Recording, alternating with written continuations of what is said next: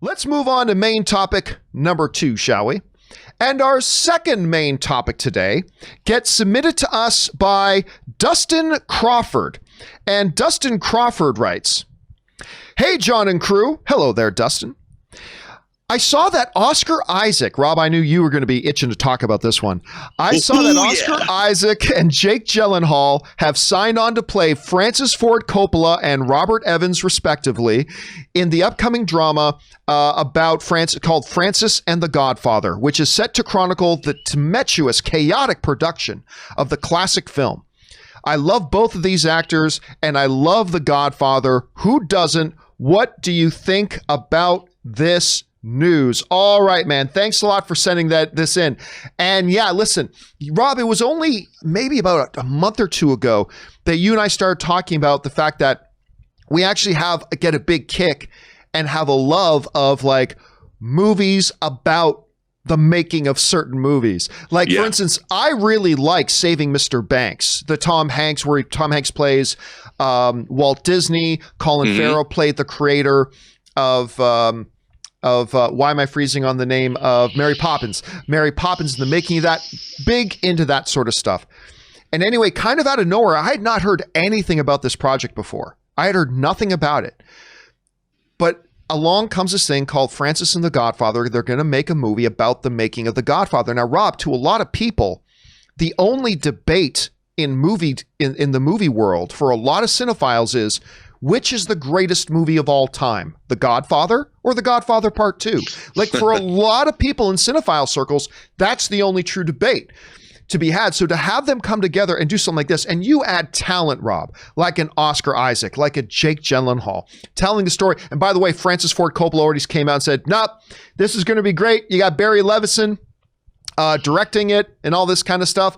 And you're going to have Jake Gyllenhaal playing the studio exec, former actor becoming studio exec at a time when the studio was in a precarious position. Did they want to spend the money on this sort of thing? On and on and on. It's now maybe not quite as fascinating, Rob, as say the making of Apocalypse Now from the outside, but I am dying to hear this story and to know that you're going to have performers like Oscar Isaac playing Francis Ford Coppola, like Jake Gyllenhaal in this. I mean, what's there not to be excited about? Anyway, Rob, you hear about this. Is this a good project? And Rob, legitimate question. There's a lot of people today who've never watched the Godfather movies. And it's surprising when the pandemic kicked in, a lot of people saying, "Oh, I just watched Godfather for the first time." A lot of people have still not watched it. Do you think this is a movie that's going to get people's attention, and are you excited about it? Well, one, The Godfather is one of my, if not my favorite movie of all time, one of them. And, you know, Coppola always said, a lot of people who've never seen The Godfather think it might be, oh, it's a movie about the mafia. But in Coppola's mind, he was making a grand story, as he said, about a king and his 3 sons. And now it could be set in medieval times, but it happens to be set in the late 40s mafia milieu of New York City. And I find the movie endlessly fascinating. But the story behind it, John, and somebody like Robert Evans is one of the most colorful figures in Hollywood history as far as a producer goes. He was running Paramount. If you're a movie fan, you owe it to yourself to listen to his audiobook, because he reads it himself, of The Kid Stays in the Picture, where he talks a lot about the production in his own voice of Godfather. And what a character that guy is. And Jake Gyllenhaal doesn't really look like Robert Evans, but I'm really excited to see what he's going to do with. I'm really excited for this, John. I think it's going to be wildly entertaining. I love Barry Levinson as a filmmaker. I have for decades. And what a cast they're assembling. I mean, who's going to play James Caan? Who's going to play Al Pacino? Who's going to play Marlon Brando?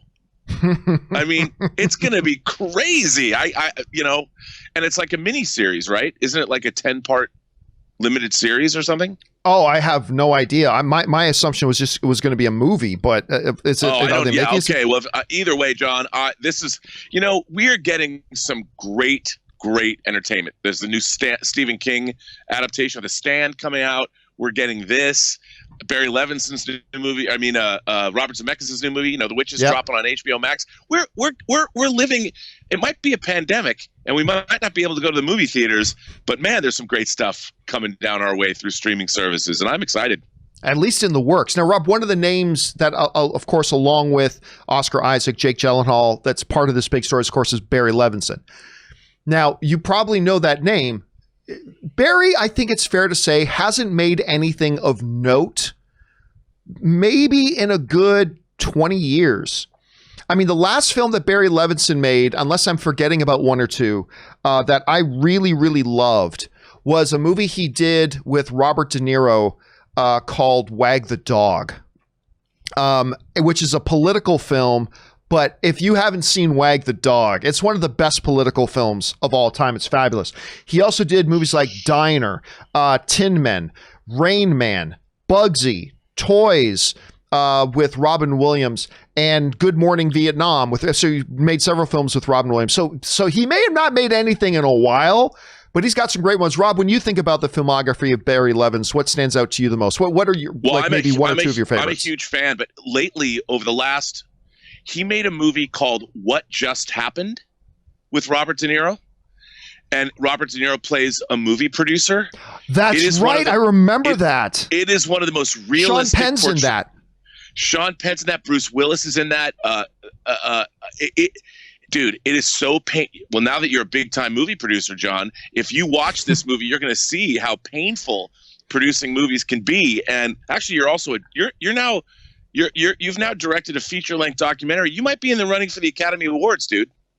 But what just happened is, I watch it and I love the movie. He also made a crazy, like a found footage horror movie called, I think it's called The Bay. It's an eco horror film. I think it's called The Bay, that I really liked. And I was surprised he made it. So I'm a big fan of Barry Levinson's. I love Diner. I love I love Rain Man, of course. And I loved Wag the Dog too. Yeah, Wag the Dog is great. So question is for you guys. What do you think about this news? I think I love great, because so many of us are movie fans.